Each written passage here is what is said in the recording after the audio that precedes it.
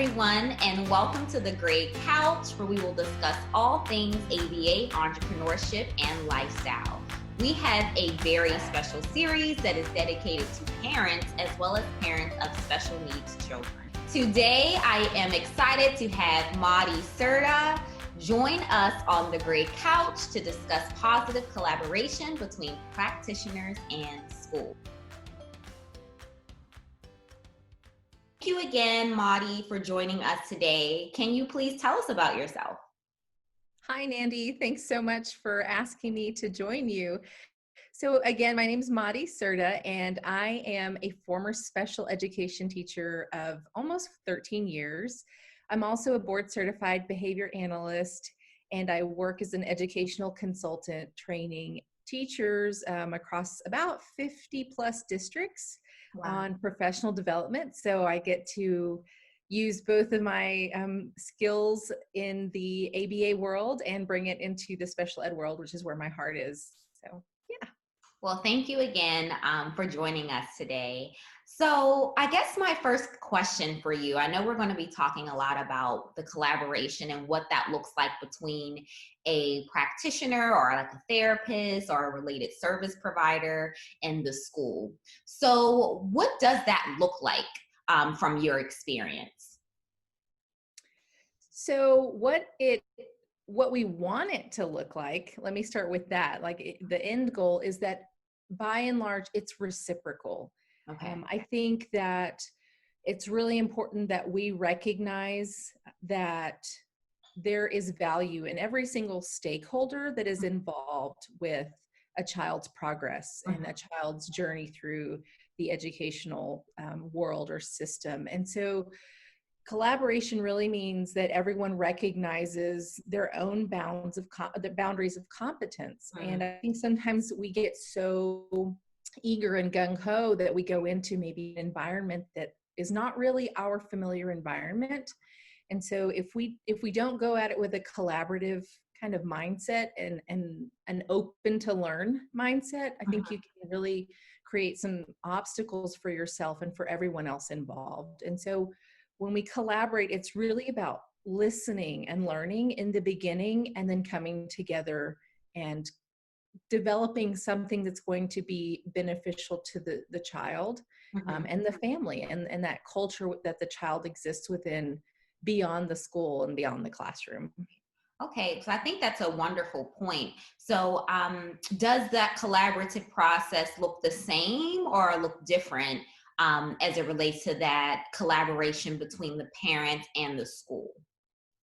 So I think it goes along with what we want special education to be, which is a very individualized set of services. And so I think that collaborative process means that I may recognize that another professional's area of specialty or expertise is what is needed at this moment for this very specific child, and being able to step back and say, you know what, this is yours right here. This is your area. I'm not going to broach that. I'm not going to overstep, but I'm going to support whatever it is that you are going to suggest or develop for this child. So it's definitely not going to be this very broad, like we all are going to do the same thing for every child.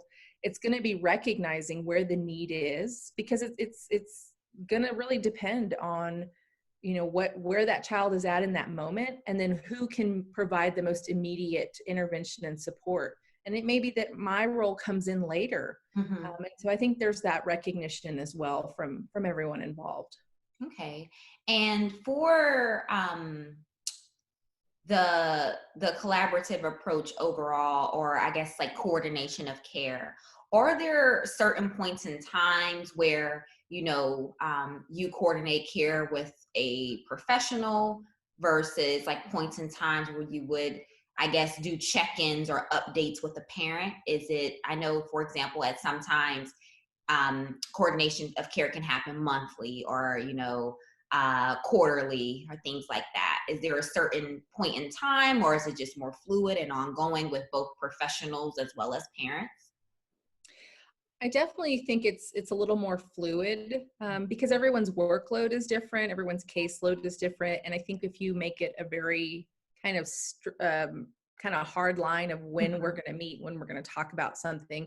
I think it can get challenging. And so when it's more fluid, it really allows that flexibility of all of those that are providing some of that care and some of those interventions to be able to say, hey, can you meet now? Yeah, let's meet right now. Like, Mm-hmm. as opposed to we're going to meet at the standard time, and it just may not work. And I think when it's fluid, it allows people to be more receptive to just reaching out, like, hey, I have a question. Yeah. Like, can we do this? Or whereas if there's specific deadlines for things, and Mm-hmm. now I will say in the SPED world, sometimes there are very specific Right. deadlines. So with IEP goals, for example, you have to have progress monitoring that's going on. So there are some of those key pieces that happen. But I think just allowing it to be a fluid kind of like, as you need, let's collaborate, Mm-hmm. is much more beneficial and just kind of relaxes everything, Mm-hmm. if that makes sense. Right.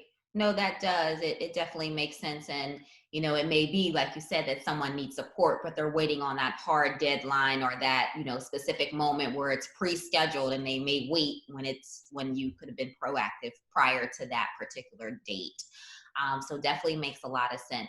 So I would assume that, within working in the school system, there's various, interventions that are put in place, or various related service providers, and there may be things that parents can do at home to carry over whatever it is that is working well for their child in the school system. So as it relates to your role, or possibly like your experience and expertise, what are some ways that you have gained that buy-in to helping parents and supporting them with that carryover in the home environment? So one of the things that I learned really quickly is that the parent is ultimately the expert. Yeah. It's their child. They live with them 24/7. They may not have the training that I have or that other professionals might have, but ultimately that parent is going to be with their child, or that caregiver is going to be with that child long after I leave the picture, or if they Mm-hmm. move somewhere else. And Right. so really expressing that to the caregiver is that you are the expert. I'm here to listen and learn. And then also, before I would ever just come out and say these are the goals that we have or the interventions, Mm-hmm. I would ask the caregivers, what's valuable to you? Right. What do you want to see? Because a lot of times, especially in some of these ART or IEP meetings, you hear all of these conversations from these experts and professionals and Mm-hmm. admin or administrations coming in, and they're giving their opinion and their Right. suggestions. And very rarely would I see them turn to the caregivers and say, what do you want to see? Mm-hmm. What are your goals? Right. And so I think just stopping and recognizing that, okay, hold on, I'm creating all of these interventions and all of these goals, and I don't even know if it's valuable to this family. Mm. And if it goes beyond the classroom into their community where they're going to exist. So Right. that was something that I learned really quickly, was bringing the parents in right away. Yeah. And I think you spoke a lot to like the important point of the parents being the expert. And I also think with your approach, that's the beginning levels of like building that rapport with the family and really building that cohesive teamwork approach, right? So it's that we want it to feel like, hey, yes, you are your child's expert, and we are experts in our specific areas, and we want us to come together as a team to make sure that we're working towards what you believe is important to your family, or important for your child. So I think that was a amazing point that you brought up. And I think that down the line, when if you have more of those difficult conversations or discussions with some parents, it may be a little bit easier to hear, or easier for them to agree with, if you've already got that relationship with them and they know that you're truly here to support them and to help their child as well. Absolutely. So as it relates to maybe families or parents that may speak a different language, I know that you are bilingual. So how have you and again, it may not even be just families that speak a different language, but how have you in your experience been able to build that trust and to navigate that, especially for families that may have a barrier of language in terms of like not really understanding what is going on and maybe feeling like they're required to agree to things. So I would definitely say it's still ongoing. I work a lot with Hispanic families here, and the culture is just so deeply ingrained for in a lot of these cases to bring the child home and keep them home, and the family system kind of absorbs them in. And so it's definitely something that I continue to work on to build that trust and relationship. But I also have to recognize that and I don't want to say fighting against, but I'm maybe working to change generations of cultural behaviors that is just not going to happen overnight. And so I think even just meeting them where they're at, it may be that we look at, in-home services as opposed to forcing the issue of the child being at school, and providing, little bits where we can, and demonstrating to them the benefit, for their student or their child within the community. Like where are these skills going to help them outside of the classroom? Let's not even talk about the classroom. I want quality of life. Right. So just even making those tiny steps to building that trust is something that I definitely work on, every single day. And then when it's a family or a culture that I am not familiar with, it's being honest with myself enough, and having enough humility to step back and say, you know what, we need someone that understands your culture and respects your culture. And not that I don't respect it, but if I don't understand it, I might inadvertently suggest something that's disrespectful. And so a lot of times it's recognizing my own limitation, and bringing someone in that can align with them better and get them those supports that they need, and that understanding from that social and cultural side. And I love that you said that. I think that at times there can be a push just to get things done, right? There's deadlines when you're speaking to special education as a whole. So it may be that, hey, we need to get these things done. We need to get this evaluation completed. We need to get these goals. This IEP needs to be signed off on. But I think it is important that, when we're in I guess like a public space where we're coming in contact with so many different, families with different backgrounds and cultures and religions and things like that. And like you said, it may be something that works for some, or that works for our personal culture, but we could be offensive and then wonder why there may be a little bit of resistance, or, just families potentially not being receptive to what we're suggesting. And it could be as simple as like, we don't understand kind of culturally what is acceptable and appropriate. So for you to have that, humility, and to know where your boundaries are is just so amazing and so thoughtful. So I love that. It was definitely learned. I mean, it was like, it's like the school of hard knocks. You learn it, over that many years, like, oh, that was a mistake. Okay. I'm like jotting that down and putting it away for the next time. I've learned a lesson. Absolutely. And I guess this is a question that I just had for you, and in terms of like families who speak another language. So for example, I've worked with a family before, and their primary language was Spanish. And in terms of the advocacy piece to it, I know that at times some schools will provide their own interpreter to facilitate some of these meetings. And I've also had an experience where a parent really wanted to speak to a certain professional, and that professional was out for the day. And this meeting, obviously, as all meetings, are pre-scheduled. So in terms of like situations like that, what would your suggestion be? Whereas like a parent is wanting to speak to a particular professional, maybe, doesn't speak English at all, or, very limited understanding.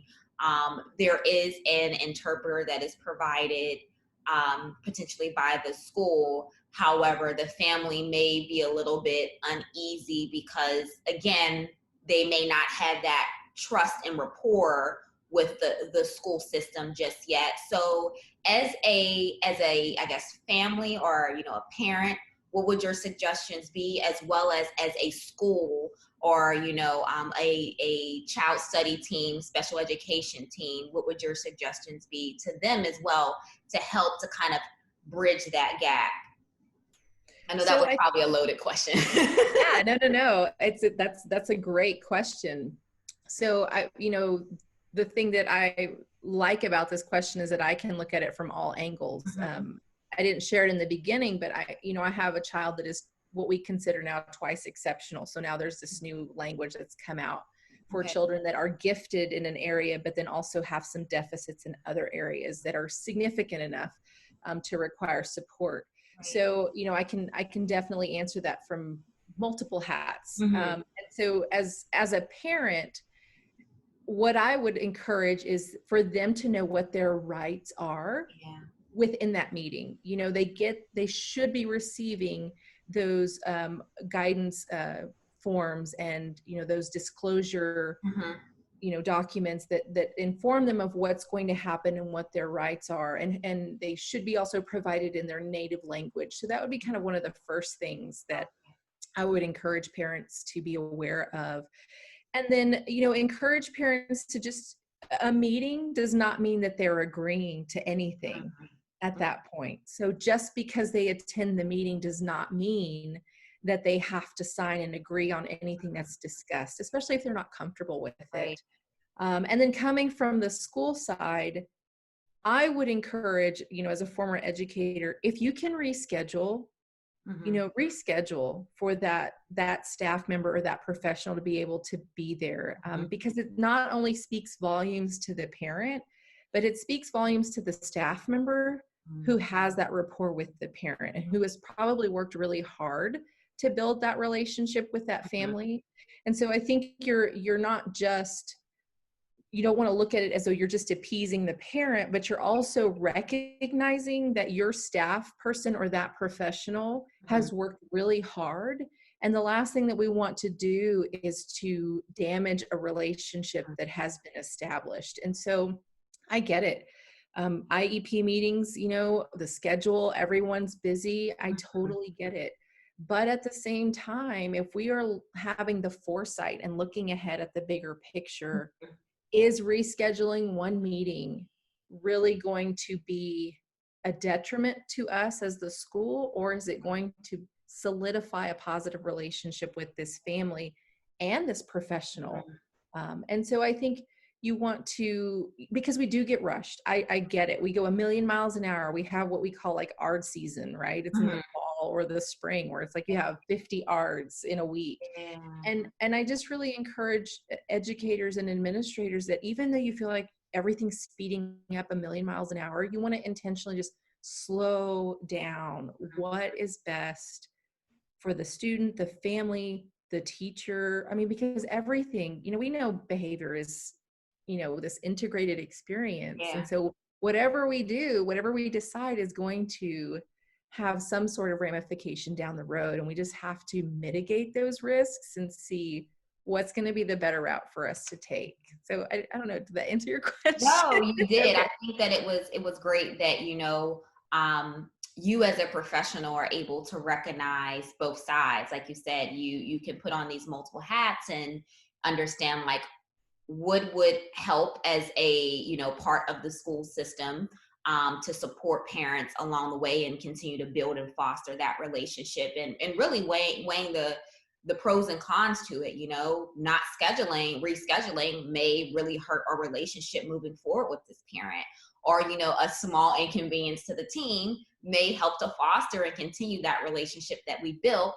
And then as the parent, really knowing their rights, because I think a lot of parents do not know what their rights are. And families that I have accompanied to IEP meetings think that because the meeting is happening, that they're agreeing to something, or feel like the people on the other side of the table are like forcing them to sign and rushing them, and they may not even understand, you know, what is going on, or may need to take this document back to a friend that may be, or a family member that may be more well versed, to kind of see what they think about it before they make their final decision.